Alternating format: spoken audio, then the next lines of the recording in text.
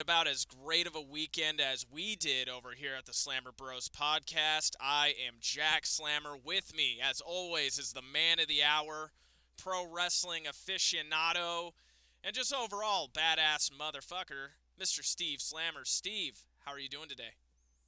Oh, my brother, let me tell you, after sitting in Citizens Bank Park and watching the Mets absolutely choke every single game, choke away the division lead, and just completely blow the weekend, they came and they absolutely pissed all over me. And it is great to be able to take a break from that and to just talk about some pro wrestling and just some general life stuff with my main man, my brother. Well, that is sensation. Well, it wasn't all that bad because tell the people at home about the two foul balls. Well, we did catch two balls, and I went with a friend of mine, old boss of mine, and we caught two foul balls in our section there. We were actually sitting directly on top of the Mets dugout, so that was fun. And there were a lot of Mets fans there.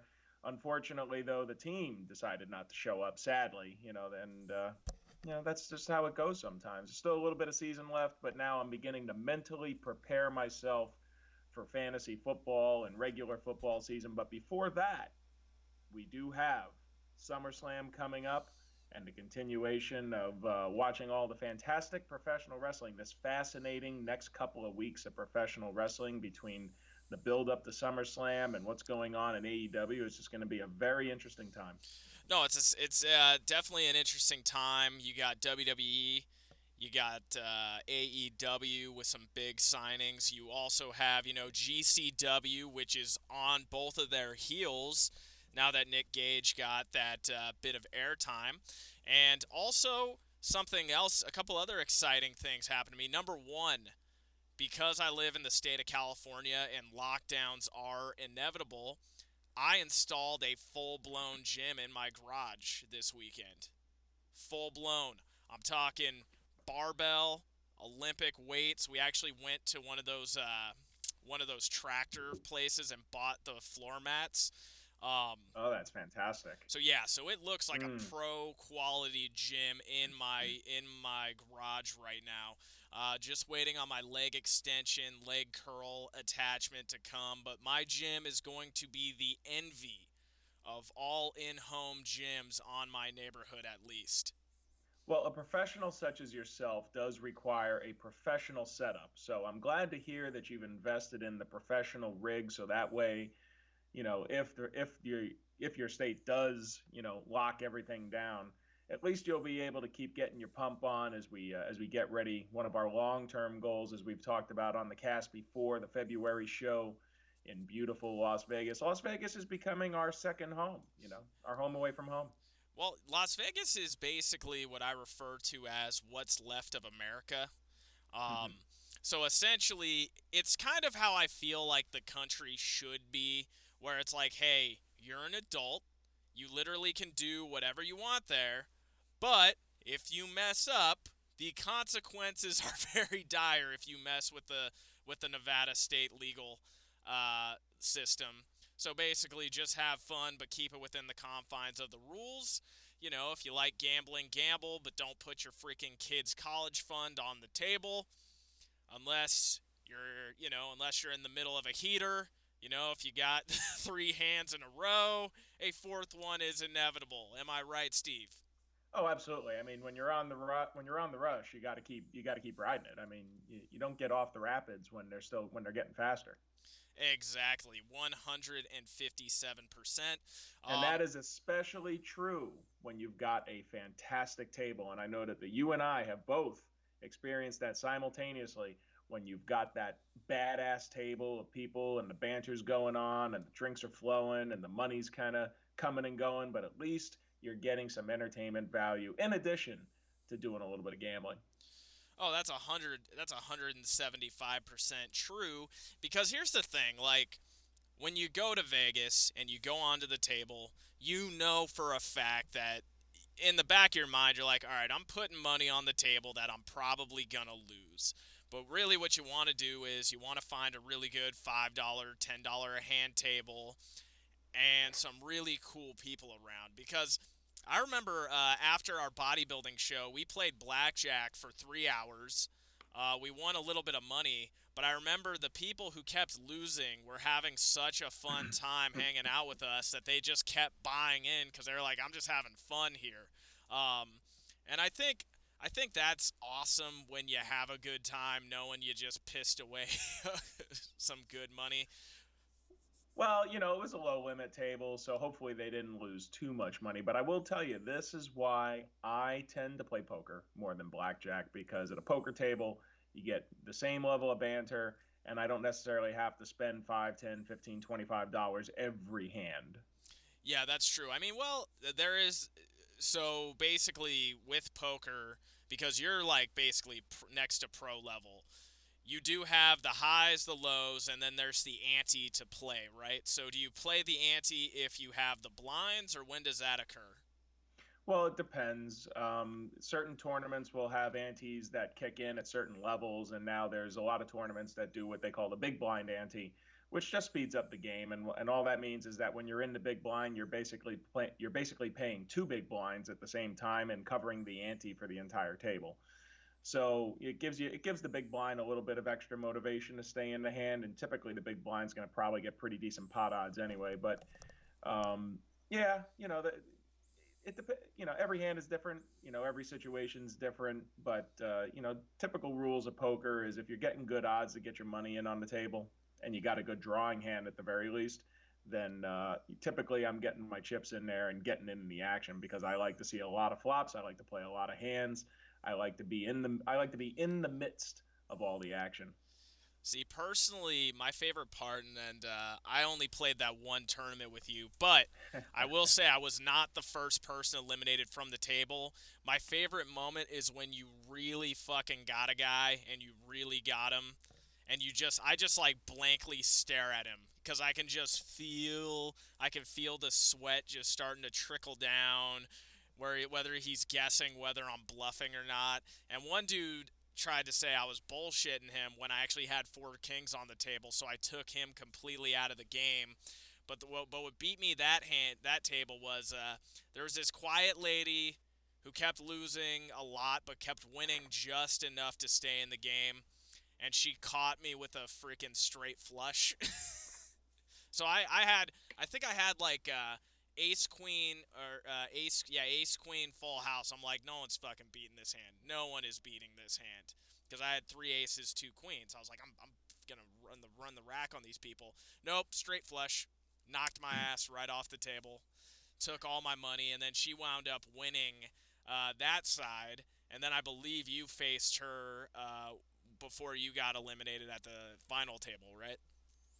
I believe so. The see playing losing with a full house, typically you're gonna do that just because, I mean, if you have a full house and somebody has it beat, the odds of that happening are pretty low. Plus, my philosophy is always, if somebody has a monster hand, I'll typically pay them off because, again, the odds are so low. However, with that said, depending on who you're in the hand with and how tight they may be playing, if there's a weird board out there where there's maybe three of a kind on the board, and I don't have, necessarily quote unquote the nut full house, I may, depending on how the betting goes and how tight I believe my opponent is playing, I can get away from a low full house. But aces full of queens or queens full of aces, I'm probably going all the way to the grave with that. So I can't blame you.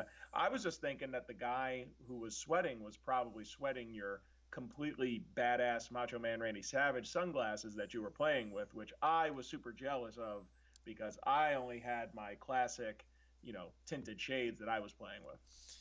You know what? I was making a statement at the table because here's the deal.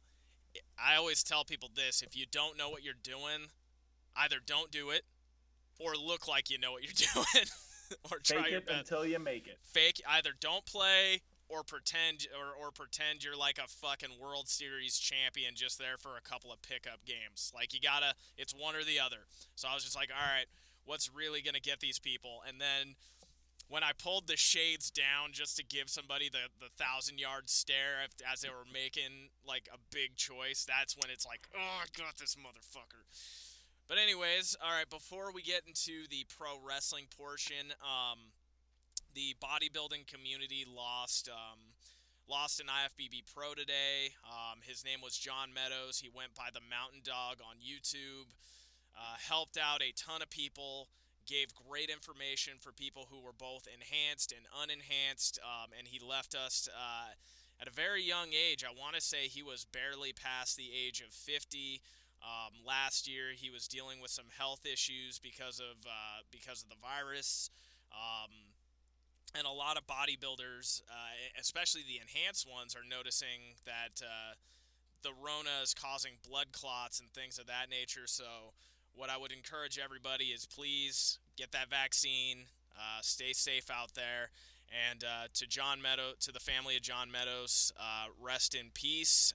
And to anybody who wants to be a part of the world of bodybuilding, part of this sport, please, please, please do it the natural way. Because I understand, like, here's what somebody said in the enhanced world, and this is the decision you're really making when you decide to go enhanced and how in deep you want to go.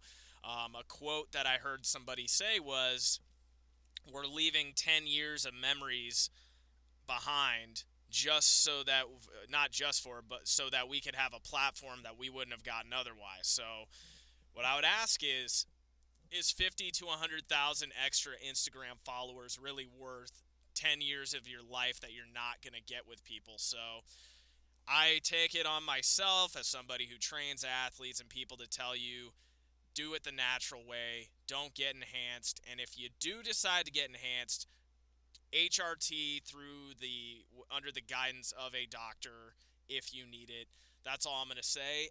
And Steve, is there anything else you'd like to add to that before we get to the SmackDown review, good sir?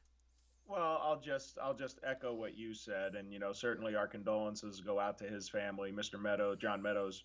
You were more aware of him and more involved with him, I should say. Yeah. And a sad last couple of days. We talked about the passing of Bobby Eaton on our last show, and now in the wrestling community, and now this in the bodybuilding community. And to your point, you know, everyone has to take care of themselves, whether it's with what's going on in the world right now, or what you decide to put into your body or not put into your body, and everyone has to make the right choices for themselves. But it's a funny thing because when I started getting into this and finally getting fit and getting the body you always wanted, that was when a lot of my female friends started telling me, well, dad bods are back in, and I'm like, well, that's just fucking great, right? I finally decided to get into shape, and now all the women are saying, no, no, no, it's dad bods. But aside from that, the guy, Mr. Meadows, a loss to the community, a loss to his, obviously, for his family, and our condolences go out to him. And with that said, you know, on to some happier topics, hopefully. Definitely some happier topics. Well, I mean, we are reviewing WWE, modern day wrestling, so there's going to be some ups, going to be some downs. Um, I will start off by saying this. Last week, so the SmackDown before last week's SmackDown, we came to the conclusion in various degrees that Finn Balor had essentially gotten neutered live on TV. Basically, the babyface gets beat by a no-name and gets his contract completely ripped away from him.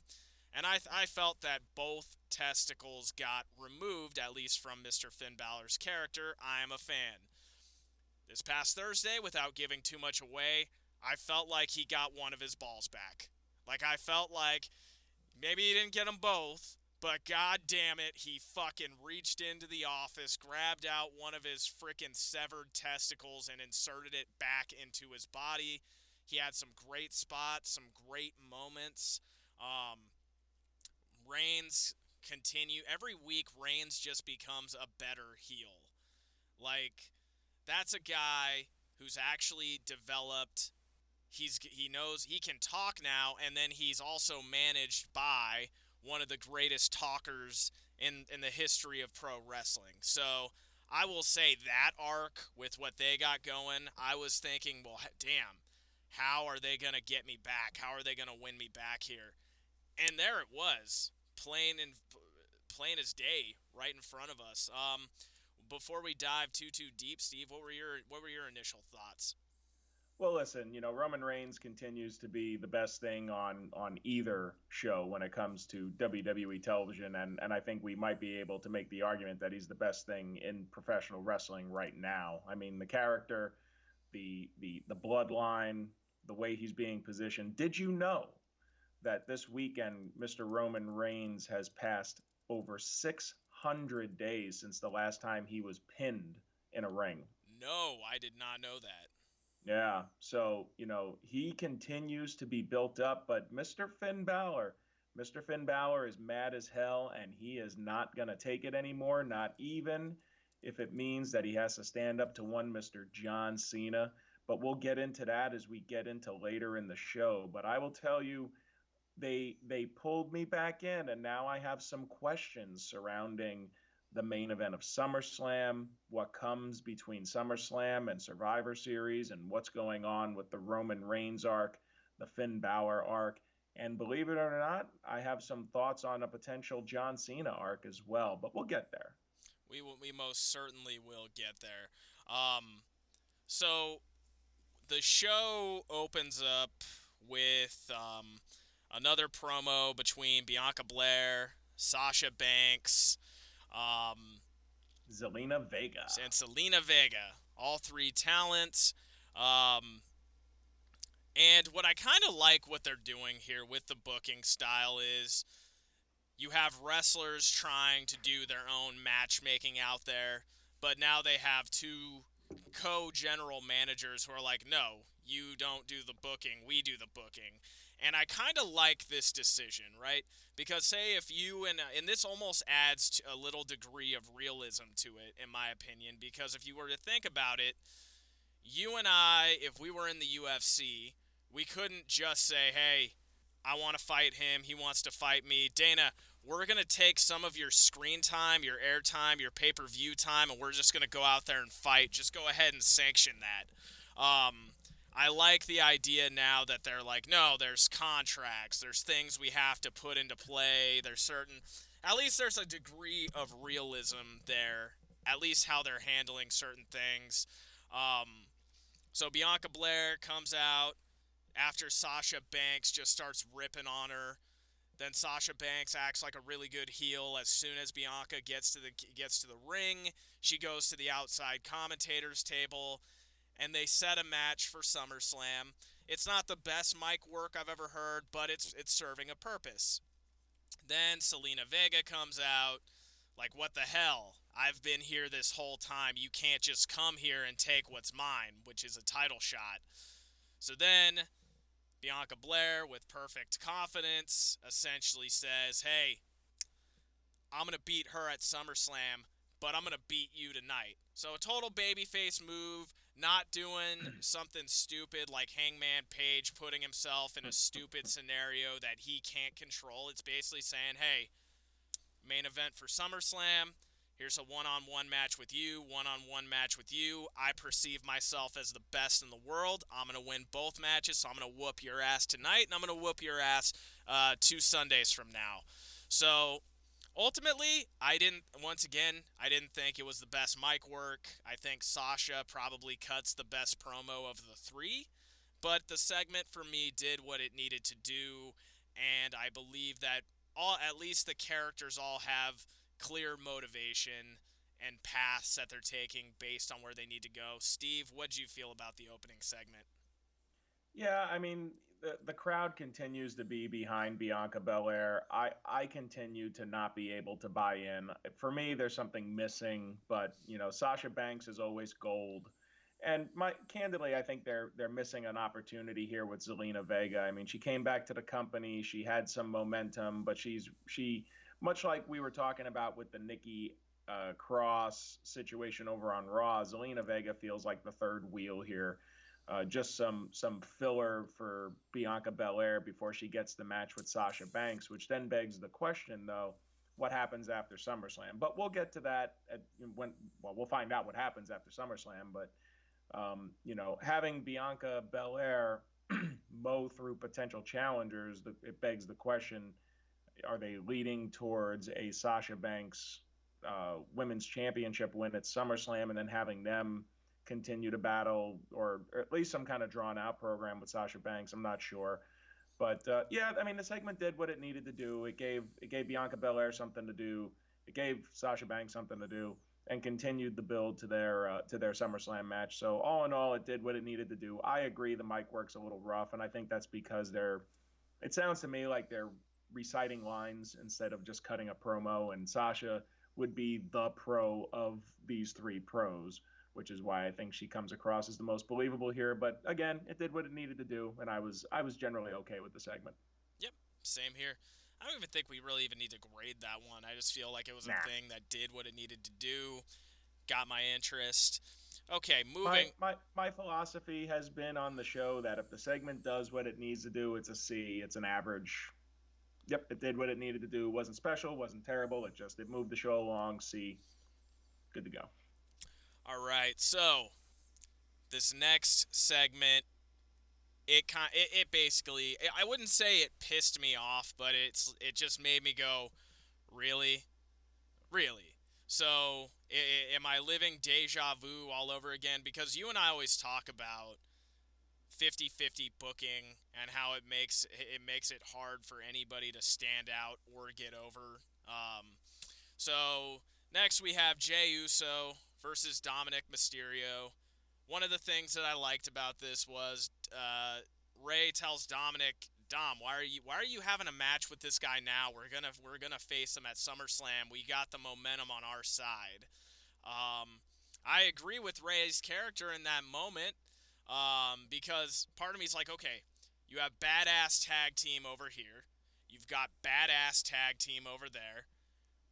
They're en route to WrestleMania. Why don't you drive the point home that these guys are the best in your freaking business right now by letting them just trash some other teams en route to WrestleMania or SummerSlam? Remind us all that they can beat the crap out of people that aren't each other because, even though they're in a feud, typically you want to build things up so it's like, damn, I want to see what happens when these guys collide, or at least just freaking have some freshness to the program. But essentially, that's not what happened. Um, Basically, 2 weeks ago, or 3 weeks ago now, Dominic loses to one of the Uso brothers. Last week, Rey Mysterio wins. And then this week, Dominic loses again. So, literally writing it out, 50-50 booking at its finest. I think that you've got four great talents who deserve better booking. The match itself was pretty good. The action was pretty good. I love this kid's arm drags. I love this kid's high spots. The Usos are the Usos, so they're freaking awesome. They know their stuff. Nothing. Like, I had no problem with the ring work here. All my issues with this match were just the same booking decisions that we've complained about for 6 additional programs. How'd you feel about this? Well, actually, I'm going to go ahead and disagree with you on the booking here. So, you have these two teams. They're gearing up for their SummerSlam match. They announced the SummerSlam match, which we expected, the rematch for the Smackdown Tag Team Championship. Um, and they're killing time with each other without actually having a tag team match. So, in my mind, Rey Mysterio being the living legend, the veteran pro, the former world heavyweight champion, him winning his match makes sense. Dominic being the young green rookie, losing both of his matches, that also makes sense to me. So they're Yeah. having them kill time with each other. And in this case, I would be a little hypocritical if I was asking them to bring in other teams, because as we talked about in the previous segment, when you've got a Zelina Vega where they're just mowing through her to give the SmackDown Women's Champion something to do, now they're, instead of having to mow through like the Viking Raiders or the Street Profits who returned on the show or whatever, they're having them kill time with each other. I kind of like that in this case. I don't necessarily view it as 50-50 booking in the respect that Dominic being the weak link of the team, which he should be at this juncture in his career, losing the matches, having Ray being able to win. You're not having one team like if Dom and Ray were winning all their singles matches, then I would automatically assume that the Usos are retaining at SummerSlam. I think that's probably what they're going to do anyway. But at least now they're giving me some reason to question. Well, who is actually gonna take the win at SummerSlam? And in my mind, you could also set up for if you're gonna shift the titles back to the Mysterios, which wouldn't make a lot of sense to me. But let's say that they decide to do, you let Dominic get the pinfall to make up for the fact that he's taken these two losses, and now he gets the win for the team. But we'll get to that point when we get to SummerSlam predictions. But all in all, I didn't necessarily have a problem with the segment. Like I said, I think it advances the story. It doesn't let you crush your other tag teams, which their tag team division is in pieces as it is, so they can't afford to keep damaging teams. It advanced the story. The match itself was pretty good, and in this case, I would give it a C plus if I have to grade it, because again, the C is it advanced the story. The plus is for the quality of the match. That's just my opinion. No, and there's things I saw there that they did do right. So you did have what I think they're trying to sell is for the last 2 weeks. You've heard Ray say things like, "Hey, Dom, you're making rookie mistakes. Don't keep your eye on them, but also keep your eye on me." So I think that could also be something where they're trying to drive this home, where it's like, "Hey, clearly this kid's tough. He's got talent, but he's not his dad. Like he's not definitely the greenest one of the bunch, right?" So I can see that. My only issue is it's like I saw them compete against each other at Money in the Bank. Then I saw Mm-hmm. them again at 3 Smackdowns in a row in some various pattern of one another. I just think at some point what you could do to keep things fresh, because last week was kind of perfect. Dom used their move against them. He got over in a weird way with the whole using his legs as leverage for the pinfall. I'm talking about the 2 Smackdowns ago for the finish between Ray and the other Uso brother. Um, so what I'm thinking now is I'm like, okay, if your tag team division is already in shambles, we know we're at least going to get the Usos versus the Mysterios for one or two more pay-per-views because you got the two top tag teams going head to head with each other. I think you just feed them both either in singles competitions with members of other tag teams so you don't bury them all together, or you just show them beating another team to just show them growing in terms of chemistry with one another, that hey, they learned from their mistakes, they're badass, they got a real shot at beating the Usos. That's from my perspective of this whole thing, because when you got to take a little bit of a break, and then hey, after they win, you have the Usos come out, now you guys fight, have a little skirmish. um, for me, I wanted to go D plus, but because you are correct, it did move the story further. I was just of the mindset that we could move the story forward, but do it in a way where it's fresh and we're not just seeing a combination of the same matches each week. And I'll turn it back over to you. Well, look. I mean, if I was booking it, I wouldn't have had either team wrestle at all. Yeah, I would have had them announce the SmackDown Tag Team Championship match, and then you have like your Caleb Braxton be backstage and interview Dom and Ray, and then have them cut a promo about how they're going to retake the titles. Or if you feel the need to have the Mysterios in action, here's a great opportunity, and I know we don't do this anymore, but this is why it works, to have them beat up on an enhancement tag team that's not part of your main tag team division. You get two local job yep, guys to come in, and you give them a little showcase where Dom can show what he does and Ray can do the veteran spots. But they don't do that anymore, and this is the way that they decided to go. Like I said, not the way that I would have done it. I would have just not had them wrestle at all this week. And for anyone who would think that well, they had like a 9 or 10 minute long, it was a pretty decent, it was a pretty decent length match. Well, they could have taken some of that time and given it to the segment we're going to talk about in a minute, which is where it probably should have gone. But again, I think we generally agree it advanced the storyline that they have going. Probably not the way that either of us would have done it, but it did what it needed to do. Absolutely. So I want you to set the stage for the next segment that you were mentioning there. Well, they shit all over the Intercontinental Championship again. What I want to hear you say that one more time before I go to the intro. What did they do again? They completely shit on the Intercontinental Championship again. Yes, they did. And what is mine, and your favorite championship title of all time? The Intercontinental Championship, Absolute. because it used to stand for it was the working wrestlers championship. It was the one that had the best matches. It was the one where you and I could probably recite the title history from the beginning, probably through the mid 2000s. Correct. Um, Basically, the belt used to go to the guy who may not have been the biggest draw of the company, but was one of the best workers in the company. So yeah, it was basically best technical wrestler would get that belt. yeah, That's what it or your used to be. stepping stone to the world title in the case of somebody like the Ultimate Warrior. But yes, or even Macho Man Randy Savage, in which case it was both, or 100%. Bret Hart. So yeah, it was twofold. It was either the working man's title or it was a stepping stone for the United States Championship. And was this even a title fight, or I believe was it one of those matches where it's like, hey, No, this this this was was a championship contenders match. so a champions contenders match. But they gave us a great ending, though, right, Steven? Like they gave us an ending that was definitive, that clearly put one guy over. Oh wait, no, it ended in disqualification in the dumbest possible way possible.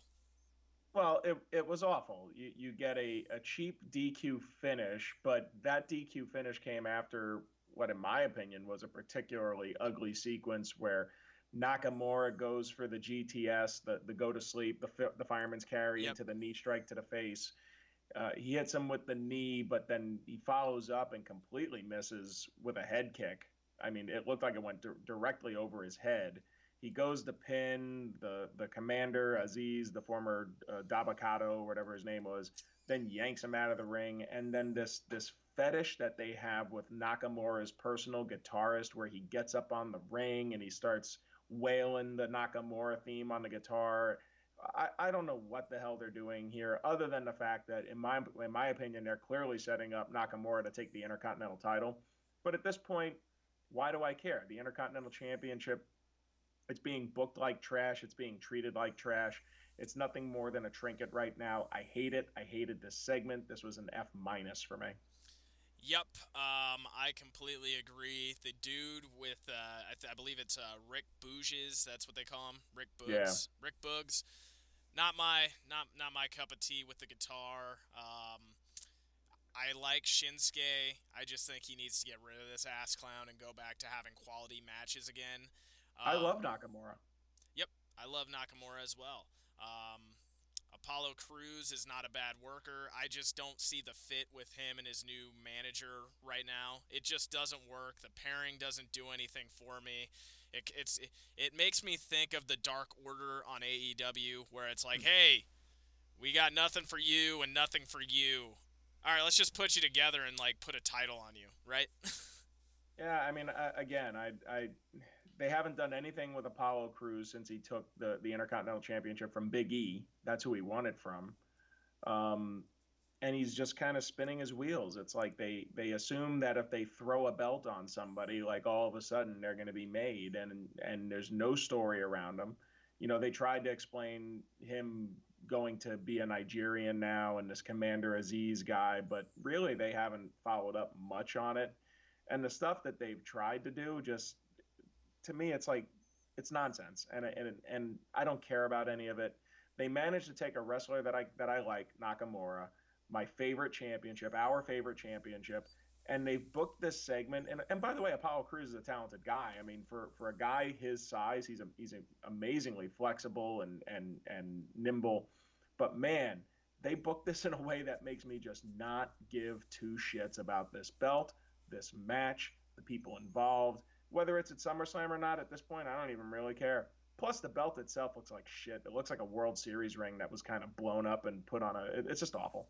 Yep, they destroyed it, and my biggest fear. It used to be my biggest fear that they were gonna sunset the belt. Now part of me is like, maybe you should just make the belt go away for a while and bring it back as something really cool and interesting.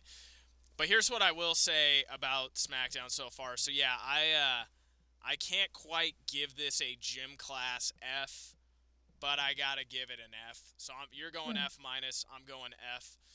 What I will say, there was one title that was not featured this week, which was a breath of fresh air, which was the 24/7 championship. At least we didn't have to sit through one of those matches this week. So for that, whatever grade I decide to give SmackDown, I have to give it a half a point ahead for not featuring the 24/7 title.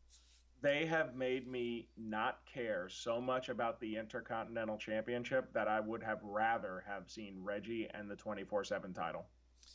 So what you're feeling is it would have been better to just see them showcase a belt that you don't give two fucks about, as opposed to destroying something that means so much to you. No, well, kind of. See, they're clearly doing something with Reggie. I may not like it. Yeah, I may think it's stupid, but at least they're doing something with Reggie, and the 24/7 championship is a part of that. They haven't done shit with Apollo Crews since he won the title from Big E. He's just been kind of there. Some shows he doesn't even show up. Some shows he doesn't even get an entrance. He's the Intercontinental freaking champion. yeah, The Intercontinental Championship headlined SummerSlam 92. yes it did.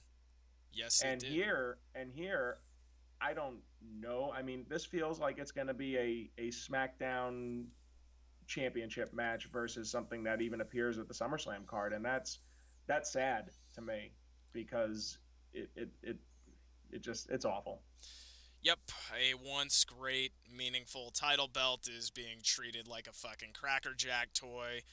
But I will say, there was a segment that happened after this match, which was fantastic. I think that whoever wrote this next segment, or if Paul Heyman just Well, you I know, think you just hit the nail on the head. or if Paul Who was Heyman involved? just ad libbed this, somebody must have been listening to us, because was that not something that you and I had said where it's like, hey, well, I guess now if I want to be the CEO of Microsoft, I just got to beat the crap out of the CEO and sign his contract at the right time. He had a great line delivery. And one of our complaints throughout everything was, hey, what's happening with Big E? Why is Big E not being featured after Money in the Bank? And was Big E's like shit eating grin and smile as he held up the Money in the Bank title? Was that not a freaking great reveal? And then I loved how Heyman was just totally weirded out, played it ultra natural on his way back in. I love that moment. I was like, finally, you did something meaningful with Big E that could allude to something. You know, I think it did what it needed to do, and then Heyman frickin' just did the Heyman and frickin' knocked it out of the park. How did you feel about this segment? Yeah, I mean, I could watch Paul Heyman cut a promo all day. So, this was good. I continue to be puzzled by the fact that a trend in WWE, especially, it's the opposite on AEW, but in a trend in WWE right now is that the heels are the ones that actually make sense. So Paul Heyman's argument here was absolutely correct. The contract is a joke. John Cena should not be facing Roman Reigns at SummerSlam, and the fact that WWE management is behind this is ridiculous. I totally agree. I should not be agreeing with the heel manager of the heel Universal Champion, but you know, and also I gotta admit Heyman right before the Big E reveal, Heyman telling Kayla Braxton that she's used to hearing "I'm not in the mood." That got a chuckle out of me. That was a little brutal there, but the only thing I didn't like about the Big E tease was that I could have done without the really over the top facials and giggling. I thought that was a little too much because he's basically threatening the manager of the Universal Champion. I could have stood for him to be just a little bit more serious there. But aside from that, it's good to see that they're keeping Big E in the orbit of the Universal Champion. And I think what we're going to talk about as we go to the later segment is that there's different levels of orbit around Roman Reigns right now. And obviously you have John Cena because he's the immediate.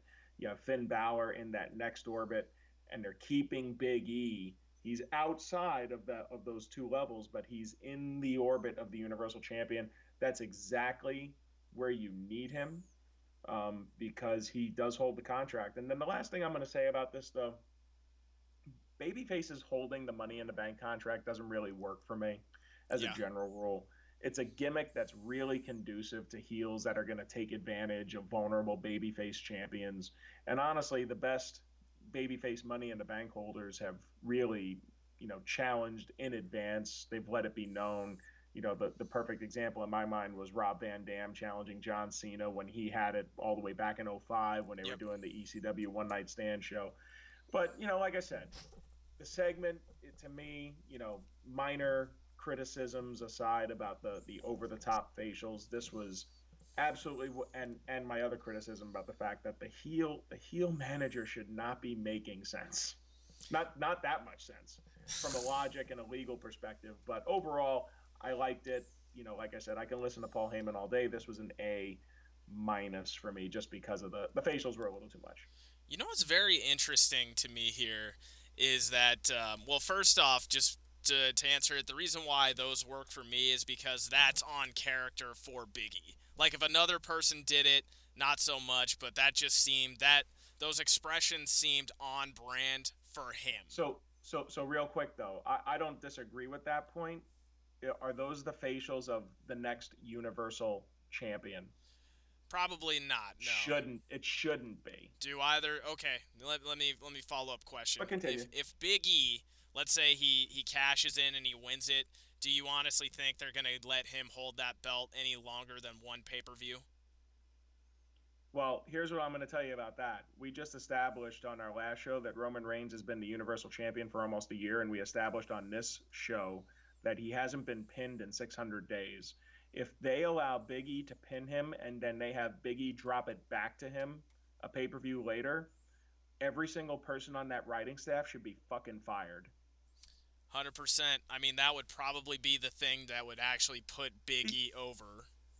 Besides, the match isn't with Roman Reigns. The match is with Bobby Lashley based on what he did to Kofi Kingston. Correct. Reigns is heading in a different direction. He's going to have Finn Balor, a possible showdown with The Rock, depending on what you believe. But this is not to disrespect Big E. The person who's going to beat Roman Reigns is going to be bigger than Big E. Yes, correct.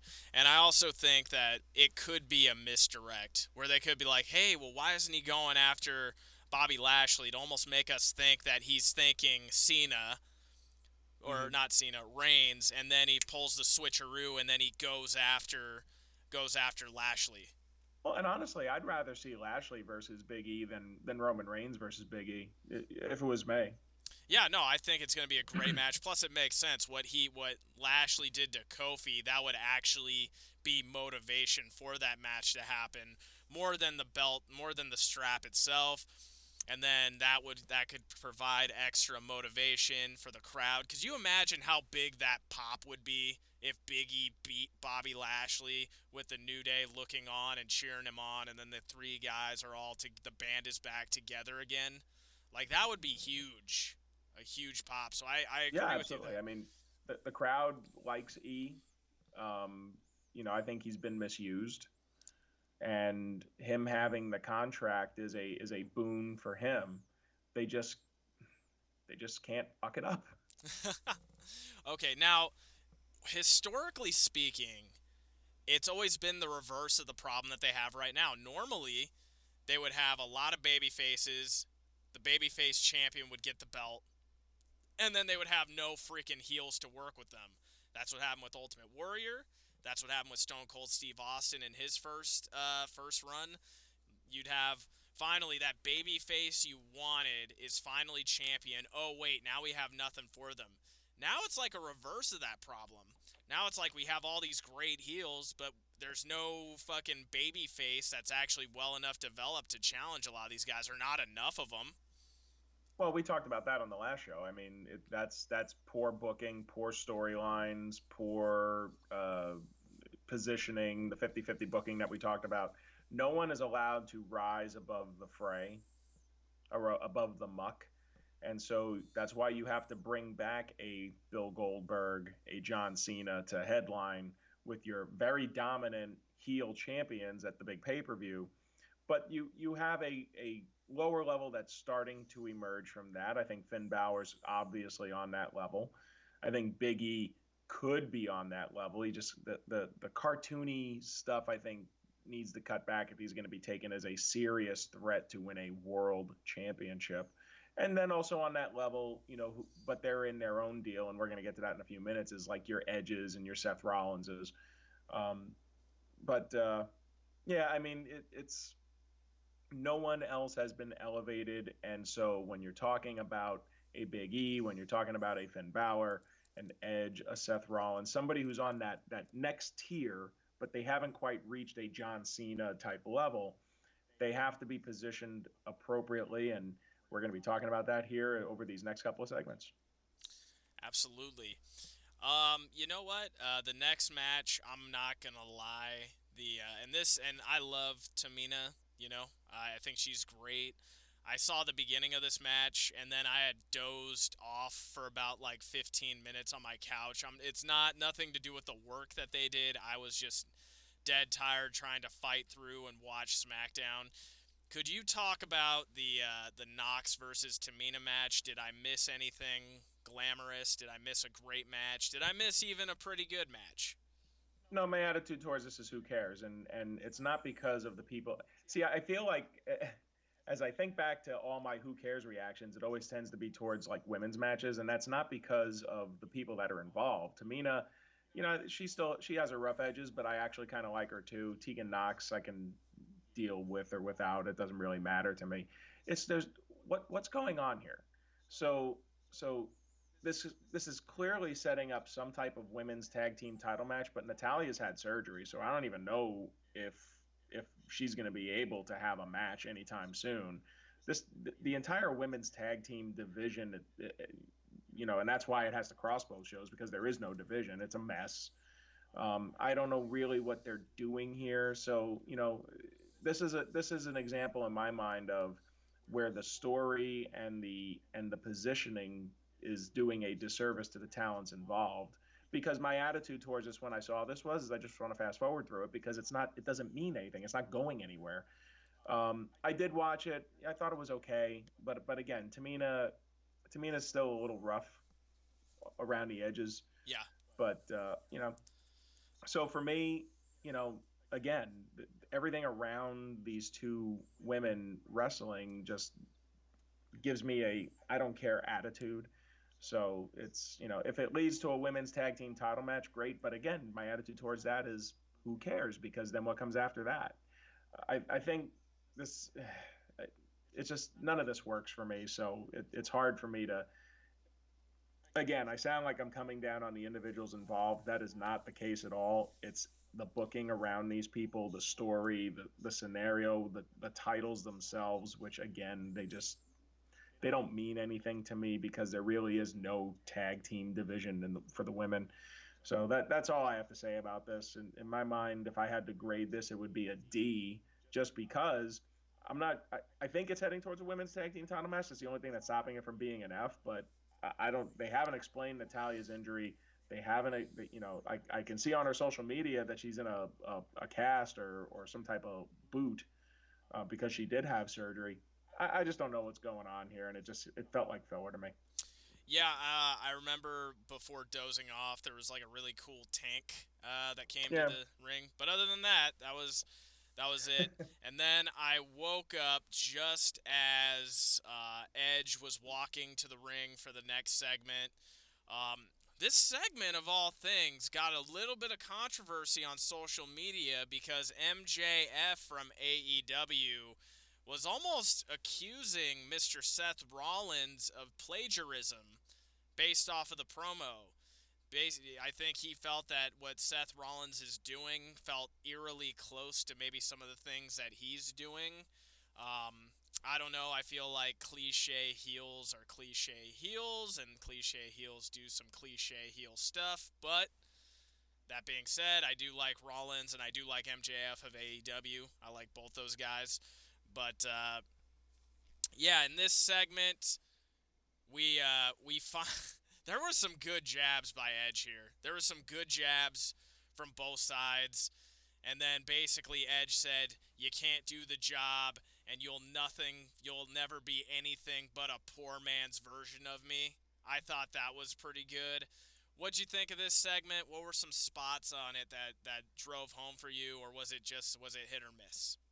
Well, first of all, I think MJF dresses better than Seth Rollins because that butterfly sports coat and I mean, he looked like the friggin' Joker to me. Like I was like, what is he Yes, he did. wearing? Yes, he did. I will say MJF's suit game way better. And then Oh yeah. also, you know that suit that Rollins was wearing was custom made, so he had to like pay. I'm gonna guess like $2,500 to $3,000 to look that fucking stupid, unless he just happened to get it at the thrift store, which is where it looks like he bought it from. Yeah, I mean, so if I take Seth's portion of this first, he's dressing like he's still kind of the Monday Night Messiah person, but then he refers to himself as the architect. And I thought it was a nice touch in that he brought up Edge's neck injuries and talked about how when he curb stomps him basically and puts him back into retirement. Um, so I thought that was all good, and then Edge challenging him and Seth responding with, "Well, I'll think about it," basically saying, "I call the shots. You're not going to trick me into accepting the challenge." But then apparently all Edge has to do is call him Edge Light, and then that sets Seth off, and he accepted the challenge. So uh, I'm I guess Edge is the one calling the shot. So that kind of took me a little bit out of it. I think they could have just. It's clearly where they're going, but they could have waited a week to have him, immediate for him to sit there, for Seth to sit there and come across cocky and self assured, and I'm calling the shots, and all it took was Edge calling Seth Rollins Edge Light to get him off his game. Eh, Well, that's it's too fast for me. But overall, I like the segment. We got the match. So Seth's awful choice in sports codes notwithstanding, I'll give the segment a B. yep. You know what? I think that choice works for it to go quickly because Rollins has sort of presented himself as a bit of a hothead now, or he's turned into a bit of a hothead.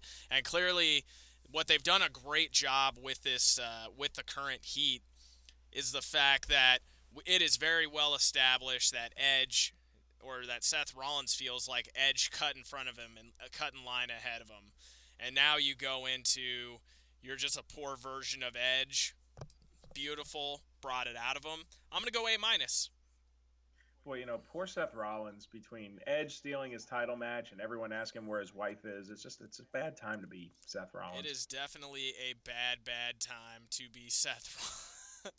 Definitely a horrible time to be Mm. Seth Rollins.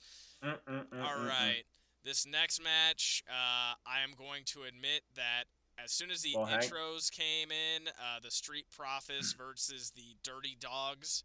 well, hang on. You skipped over something. What did I The skip? back, the Kayla Braxton backstage segment with Finn Balor. Oh, please explain that So she, segment. so she had a very quick, but it was a very interesting backstage segment with Finn Balor where he basically said, "I'm going to take care of Baron Corbin. I'm going to teach him respect." And then he ends by saying he has a bone to pick with John Cena.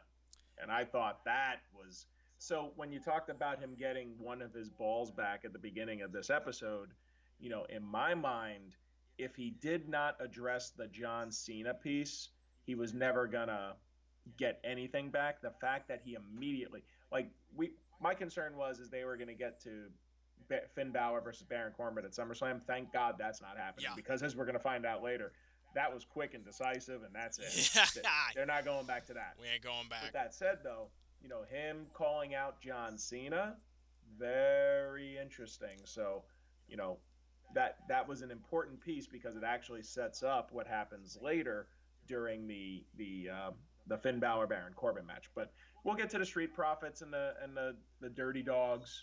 Bobby Roode and Dolph Ziggler. I Good. Go ahead. Oh yeah, I will just to add to that. That Finn Balor just I think he had the exact right tone, the exact right response, which is on one hand I got this freaking idiot who just smashed my freaking head in, and then I got this other idiot who comes in and signs the freaking contract. So he addresses both of them, the situation, and I will say, man, Finn looks like he's been hitting the gym before he got back. Like, he looks way more defined than I think I've seen him in a while. Looks like he put on a good solid 10 pounds. Um, Clearly, he's a naturally built guy. But, dude, Finn is looking jacked, man. Like, he is looking like he wants to look like he belongs in the heavyweight division. And I got to give him props for that, because that kind of a transformation, especially when you're on the road and in the lifestyle that is pro wrestling, which is a lot of cardio, just speaking from a fitness perspective, I gotta tip the hat to him. He definitely is taking this role, this character, this opportunity very seriously, and it shows with his physique. So I just have to give him some credit for that. Yeah, I want his abs, man. Dude, those He's abs, got the he's got the best abs in the business, man. yeah, dude. I was like, wait a minute, that guy is cut up, because that's always my thing, because I understand that psychologically these guys want to look as big as possible, and as when the first rule is when you put on size, abs are the first thing to go. And I mean, you're still gonna have them if you're bulking correctly, but Mm-hmm. they ain't looking stage ready. I'll tell you that much right now. Like right now, on stage I was 165. My abs were fantastic. I was told I had the best abs on stage. I'm 186 right now. I still got my 8 pack, but it looks like it's behind something. it ain't it ain't a chiseled 8 pack. The Uh, struggle is real, man. The struggle is it's real. like you got to play that size to ab scenario. So what that tells me is Finn actually put on lean muscle tissue for this Oh, bout. sure. Um, I think, if he is on something, I don't think it's anything major. But I do think if he is enhanced, even if he is enhanced, he clearly put in the work. So I gotta say, I appreciate guys who are fighting for the heavyweight championship who look like they're training for a freaking death match against the best in the world. Reigns always looks freaking jacked and crazy. Cena always looks jacked and crazy. Even Big E looks pretty good. But I appreciate that when guys look like they're in training for a major heavyweight fight. So that's all I got to say there. So moving back, since I know we got another 58 minutes of runway. Woo! Woo! Um, why is it, do you feel, because it's a recurring theme that we discuss, instead of just beating the crap out of some development guys, otherwise known as jobbers, because they're technically brought in to do a job, which is to lose to your talent, why do they not allow jobbers anymore? I have my theories. What are your theories? Well, I think it's Carrie. I think that stopped around the Monday Night Wars in the late '90s when they stopped having job matches. And I think the other part of it is their roster, the number of talent that they have under contract is so massive. Why would you pay for to bring in independent folks? I mean, I know that they do for tryout matches, but those usually happen on dark matches, Mm-hmm. television tapings. They just they become so bloated that it just doesn't make sense for them to do that. So, but in my mind, if you're going to do that, you can have your regular enhancement talent. I mean, back in the '90s, they had the Brooklyn Brawler, for example, Steve Lombardi, Barry Horowitz before he got his push. There were always these recurring talents that usually did the job, and they were good people to do the job. Plus, I think a lot of the enhancement talent on the indies right now either gets gobbled up into developmental contracts in NXT, or they're over in AEW, or some of them go to Impact or Japan. So there really isn't you're going to take somebody from GCW. I mean, do you trust them? I mean, I think that that's part of it too. So Uh, I think that there's a variety of reasons. I just think it's a shame because a lot of these stories could be advanced without overexposing your talent if we had the ability to do showcase matches and save the actual confrontation between the name talents for bigger shows and championship matches and the big pay-per-views.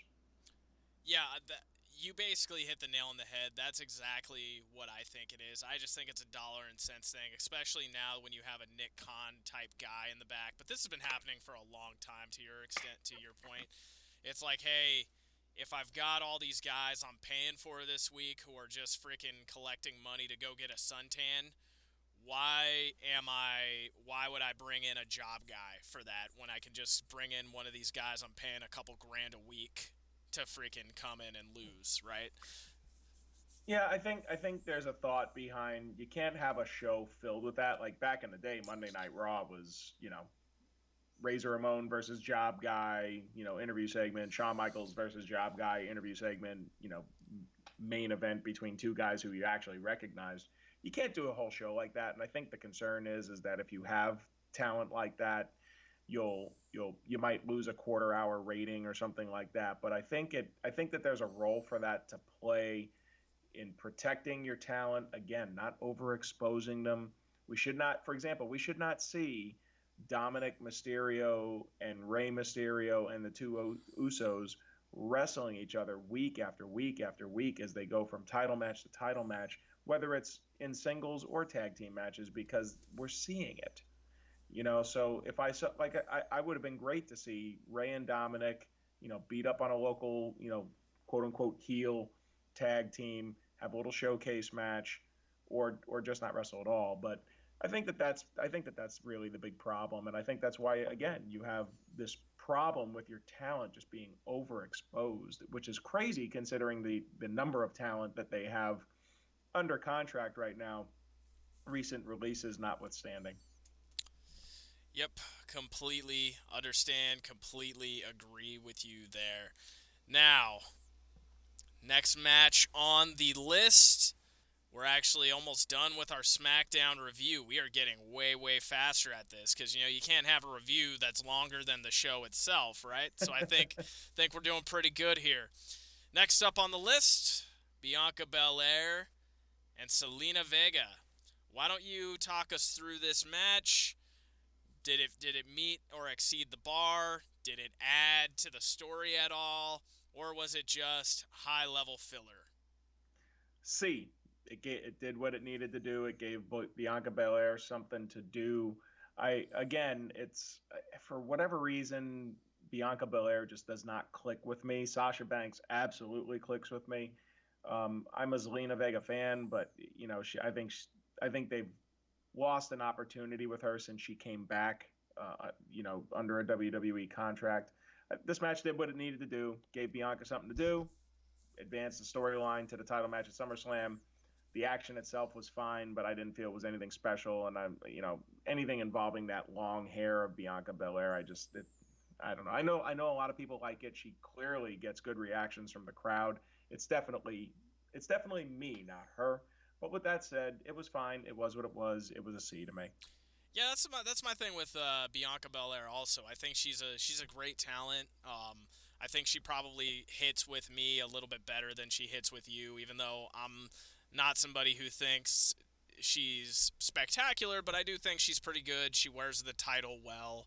Um, I just see that long ass hair, and I'm like, wouldn't a girl just grab it and just start freaking throwing like ragdolling you with it? Like if she was to Choker with it. choke her with it. She's competing against someone like a Nia Jax or one of those types of girls. Like I could totally foresee like a freaking what Hulk did to Loki in the first Avengers movie with that thing. Just Do you think a woman with that kind of hair is going to be competing in UFC? oh hell no, no. No, it's ridiculous. It, So I shouldn't see it. I know it's her gimmick. It's stuff like that. Like they it just actually have doesn't work for me. rules against that in the UFC. Like if you had that, I'm sure Sure. the athletic commission would be like, "Hey, you either got to lop that off or you got to do something with it, but you can't fight like that." If Uh, your own hair is a tripping hazard, it's too long. 100 and 155% with you there. All right. Main event This time. this I loved. I Oh, loved the whole damn thing, front to back, left to right. Dear God, it did like first we see Finn Balor go to a different level in the promo. what? Now we get to see this crazy bastard get to go into a new level in the ring, and I absolutely loved how he just beat the ever living shit out of Baron Corbin.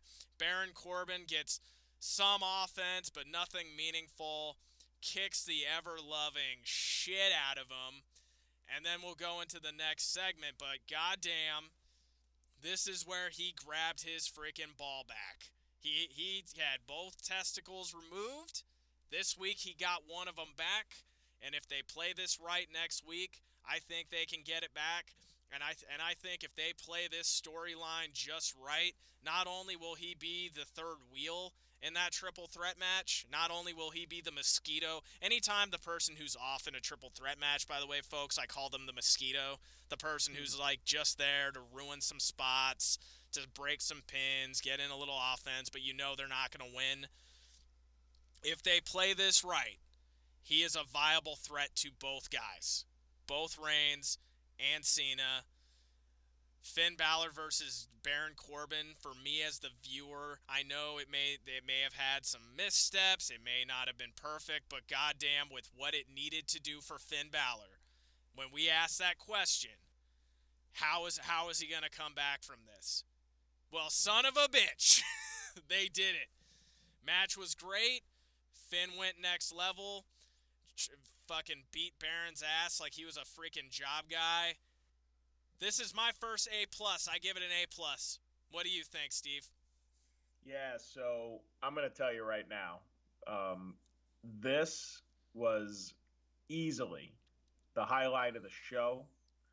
Um, Everything about this gives me hope that they actually know what they're doing here. And this goes all the way back to the first backstage interview that he did that I mentioned earlier, where he called out John Cena.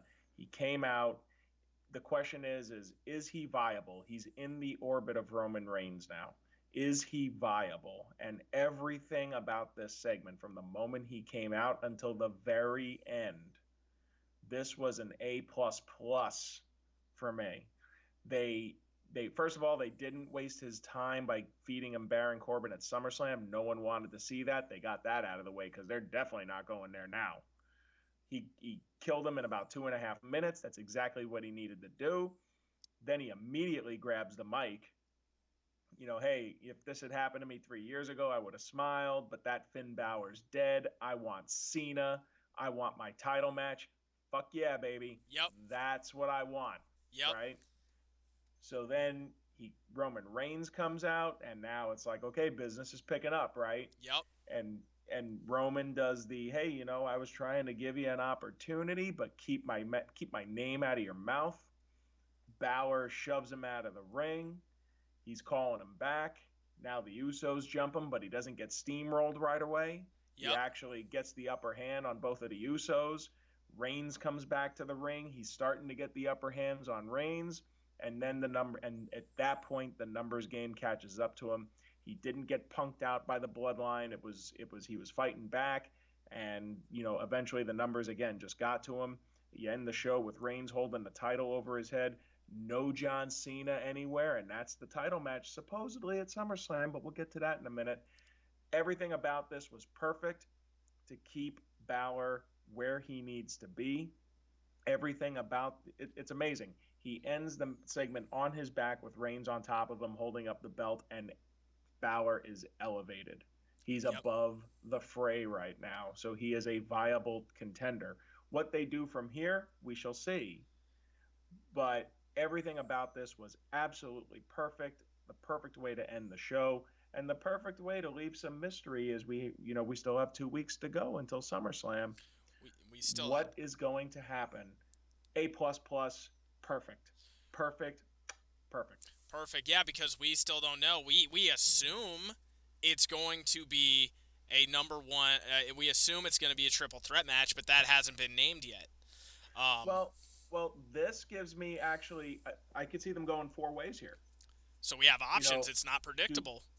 the obvious is the triple threat, right? Yep. Okay, well that's a possibility.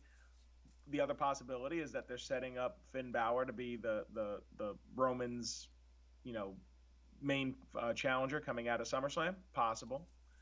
Um, is this potentially setting up a Finn Balor John Cena match? Ooh. You would think not. You would think Cena's back just for Reigns, but Balor called out Cena twice. Yes, he You did. remember he said, "Name the time, name the place, and I'll be there." So are they possibly set? I think that that's less likely, but are they possibly setting that up, or are they leaving it as a one-on-one match where there's a possibility that Finn Balor interferes at SummerSlam? So there's a lot of different ways that they can go here. All of them fascinate me. Yes. Um, and I'm dying to see the, we know who's winning the match at SummerSlam unless they make it a triple threat, and then now I would have some questions, but everything about this is just perfect. I'm fascinated to see what happens next with Finn Balor. They're actually positioning him, and they're actually the writing and the talent around him are elevating him. This is perfect. I'm dying to hear more from you on this. Well, for me, I hate to.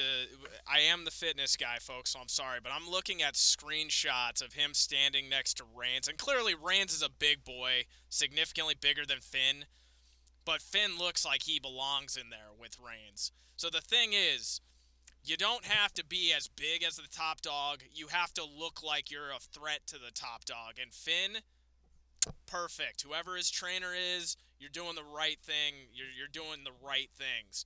Um, You so get the feeling that maybe Paul Heyman is helping to produce these segments. I was just about to say that as well. That was the Yep. next thing I was gonna say because if you look at this, it's perfect. Everything around this match. Do you not like? I can't think of anything really bad that's happened. I mean, yeah, we had our issues with Baron Corbin interrupting the contract signing, but damn, that might have been a blessing in disguise for this whole thing because now Well, we had Finn go full ape shit on somebody, had a reason to, and now this sparks up this. It fed fuel to the fire. So you and I had referred to that as the Vietnam sequence of Full Metal Jacket. But now I'm thinking, God damn. I'm thinking it's like one of those sequences in a movie where at the time you're like, okay, what does this have to do with anything? But then once that final moment clicks, it's like, oh, that all made sense. It's like those little Pulp Fiction like nuggets. Okay, it's like, hey, this isn't bad, but what's it got to do with anything? And then swing it around, boom, you got money. And I agree with you, bro. Like Paul Heyman has to have his name somewhere on this. And in all honesty, just let Paul Heyman handle more responsibilities backstage. Have him do Usos, Mysterios as well. Have him do Bianca. You know what? Make Paul Heyman the executive producer of SmackDown and just let him just give it to him and run. But yeah, I agree with you. It's eerie that you had told me that because that was my next thing. Heyman is all over this. Heyman is well, all over this. I honestly I only had one issue with this segment. What was your one issue? Everything about this segment was perfect, and the multi-week storytelling that they're clearly doing here is great. My problem with the segment is why can't the rest of the show be like this? Exactly. No, I Because they clearly have the ability. they oh yeah, well when you see this, this is like okay, this is a product. This is something that AEW will never be able to touch unless a couple of signings come back. But I'm like, this is top level pro wrestling, the best guys in the world, or I should say the best professional wrestlers in the world presented in the best way with the best booking, the best storyline. And you said something great there. This match, this confrontation ended with Finn on his back with frickin' Roman's boot on him. And this is probably the most over Finn has ever been in his career right now. He's being elevated. And he's He's being elevated he with is a in he he is in that second orbit that I referred to Yep. earlier, and he is closing in on that first orbit now, At and fir- that's where you want him to be. because at first Finn was like written off as a joke almost because it was like, hey, perhaps if you're not interested in his challenge, maybe you're interested in mine. And then Roman, That's a good Finn Balor impression. I like that. yeah, thanks, man. Then Roman accepts, and now I can't help but feel like the Reigns character is gonna be like, oh fuck, man, this guy's kind of dangerous. Like, what the fuck? They're rushing from his return. Like he only came back from NXT a few weeks ago. Yep. They're really rushing through. I would have. There's a part of me that would almost prefer to see a slower build with him, but the fact that they rushed into it, but now they're setting it up correctly. Yep.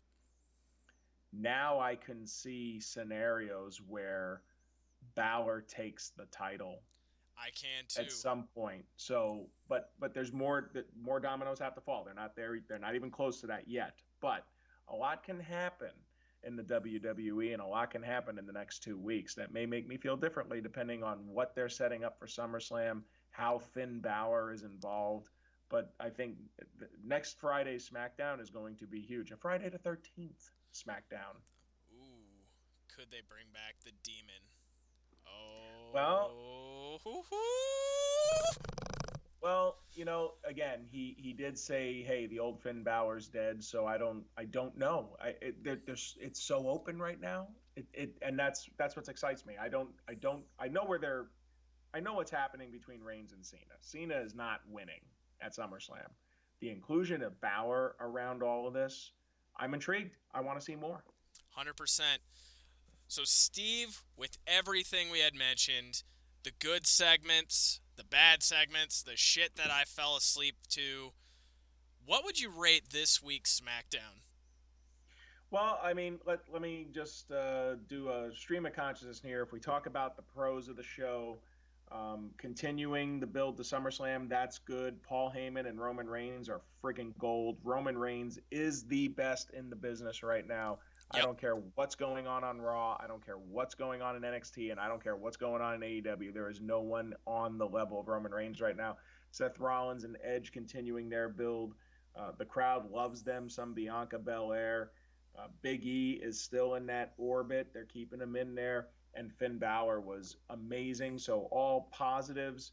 Um, the only real negative is what's going on with the Intercontinental Championship. But I'm going to tell you, overall, a amazing compared to what we've seen edition of SmackDown. If I had to grade it, I would grade it a B plus.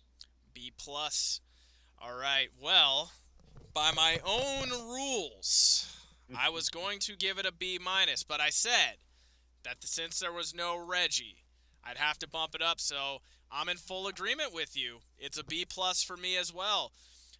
All the stuff that we loved, and no 24/7 fucking title match. So it's a B plus for me. I think if next week they make this thing unfold properly, we could be looking at our first A SmackDown if they do it correctly. Because I am intrigued with the main event. And what I gotta say is, how you end the show means everything. The most exciting part of the show should always happen at the end, and it should always be the main eventers of the pay-per-view that you're trying to promote, because that's what you're trying to draw. That's what's gonna make me sit through 1 hour and 45 minutes of this program so I can get to that portion, right? Leave you wanting more at the end. And I wanted more. I honestly was like, dude, if they just extended this for 30 minutes, I would be awesome. But they left me wanting more. I thought it was great. And if we were to compare the shows of this week, you got AEW and the Raw, and then this one, and then SmackDown. It's not even close. SmackDown, I feel, just overshadowed both of them. And I will say this: couple years back, I was like, Roman Reigns is not a main event guy. This was when he fought Brock Lesnar, and it was Suplex City versus the Superman Punch. I was like, this guy is a mid-carder at best. but goddamn, he changed my mind. So I'm gonna say it here on this show as somebody who constantly trashed Roman Reigns a few years ago.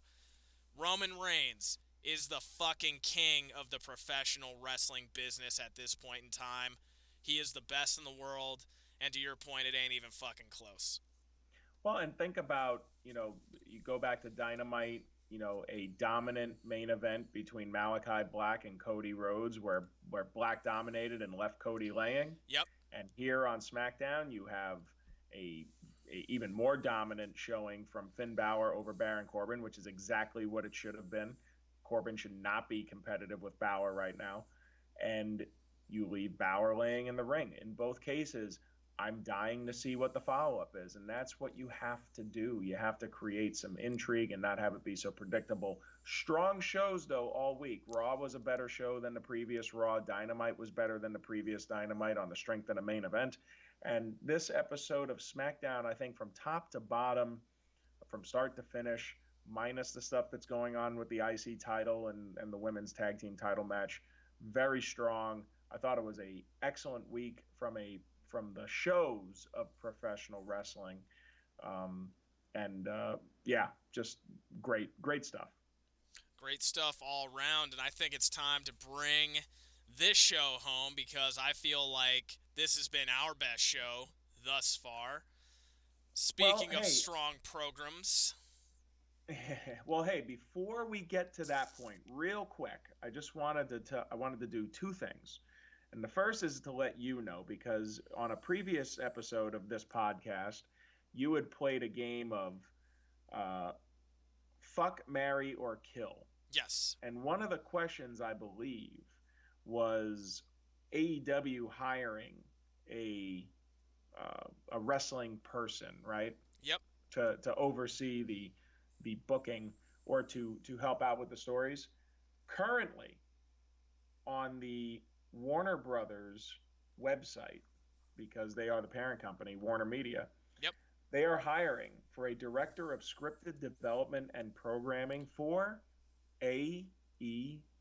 Oh, snap. So what you're saying is I should spruce up my resume, toss it on over, and see what happens.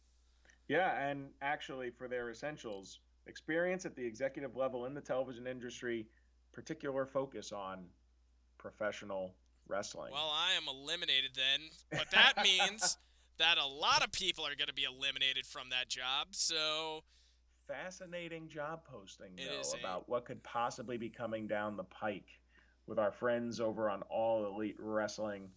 But hey, the only other thing I wanted to do just real quick is, as we're sitting here and we're 2 weeks out from SummerSlam, right now, based on what I saw on the WWE website, there's 6 matches announced. You've got the Universal title match, Roman Reigns and John Cena. We'll see what happens there. The World Championship match between Bobby Lashley and Goldberg. The triple threat, Nikki Cross for the Raw Women's Championship, Nikki Cross versus Charlotte Flair versus Rhea Ripley. The SmackDown Women's Championship, we talked about Bianca Belair and Sasha Banks. The SmackDown Tag Team Championship, the Usos and the Mysterios, and Edge and Seth Rollins. And then we think what we're going to get, Styles and Omos versus Orton and Riddle for the Raw Tag titles. I feel like we're heading towards a Sheamus Damian Priest showdown for the United States title. I think it's clear we're going to get Drew McIntyre and Jinder Mahal. So that leaves us with 9 total matches. Whether or not they do something with Apollo Crews and Shinsuke Nakamura, like I said, I really don't care at this point. So I was sitting back and I was thinking to myself, well, who's a significant talent right now who doesn't have a dance partner, meaning a match, Yeah. at SummerSlam? You got Finn Balor. He doesn't have a match, but they're doing something with him. Yep. Big E does not have a match. Big E does not have a match. Big E, oh, very, very interesting. So I'm intrigued, and they haven't really set Big E up for anything. So a lot of interesting stuff going on. I think the only other name that I can think of that doesn't really have a match right now might be Kevin Owens.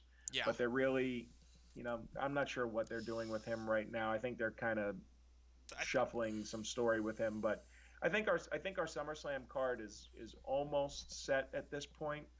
Finn Balor currently not having a match really interests me. I think we agree they're probably going to stick him in the If Main he's event. not if he's not in the match, he's going to be involved in some way. Um, Fascinating card. I'm looking forward to us doing some previews on that one. But Oh, like I said, I was thinking we will definitely do a full preview show oh before yeah, SummerSlam. That is we definitely going to might have happen. to we might have to do an instant reaction following the Ooh. show, Well, since we will be there live in beautiful Las Vegas. what But with that, sir, I'll turn it back over to you.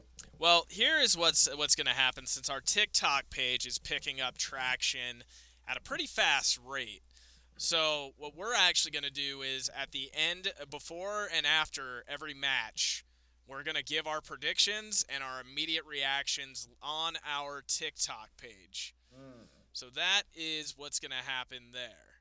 Slammer Brothers on TikTok. Yep, TikTok, the Slammer Bros. Giving you the hot, juicy, sticky instant reactions Yep. live from Allegiant Stadium. We'll give you the I like live it. ones, and then immediately after, we're gonna do a podcast, probably from a very nice Vegas condo to discuss pro Absolutely, wrestling. with some adult beverages in hand, so that we can break it down accordingly. Break it down accordingly with the immediate reaction as it happens. As two wrestling fans who are there, will we give full analysis or will we be victims of the moment? That will be an exciting one. And what's going to be very interesting is because us as people who watch on the TV, I'm going to let you know right now, when I'm watching this live, I'm going to be cheering my freaking head off. And as long as they don't do anything stupid, cartoony, looking at you, Alexa Bliss, not going to be very many boos from me because I haven't got to see live wrestling in about 15 years since I was a freshman in high school. So it's going to be actually, no, longer than that. Holy crap. It's more like 17 years since I have seen live in-person wrestling. So it's going to be a fun one. Well, this will be my first pay-per-view since the 2018 Royal Rumble. And then I saw SummerSlam back in 16. So I go to shows, I go to pay-per-views. Pay-per-views are always great experiences. So we'll have that, and then we'll see what happens from here. Like I said, the rumor being that Survivor Series is going to be in my neck of the woods from Barclays Center in Brooklyn, which means I will be there. And then at that point, I think if I bought into SummerSlam and Survivor Series, then I got to go to the Royal Rumble. Oh, dude, I've always wanted to go to see a Royal Rumble live. I will go. If you go, I will go as well. Well, we're going, and I'm going to tell you right now, for yourself and for anyone else out there, I know most wrestling fans are fans of the Royal Rumble. It is a freaking fantastic thing to see live. I'm telling you right now, the crowd is always fun. The countdowns are awesome. And even sitting through both a men and a women's Royal Rumble, it just does not get old because it's just constantly coming at you. And honestly, with the quality of the announce teams these days, I'd almost rather see it without the announce team. So it's great. I'm looking forward to it. I'm looking forward to seeing you, brother, out there in Las Vegas and hanging out at SummerSlam.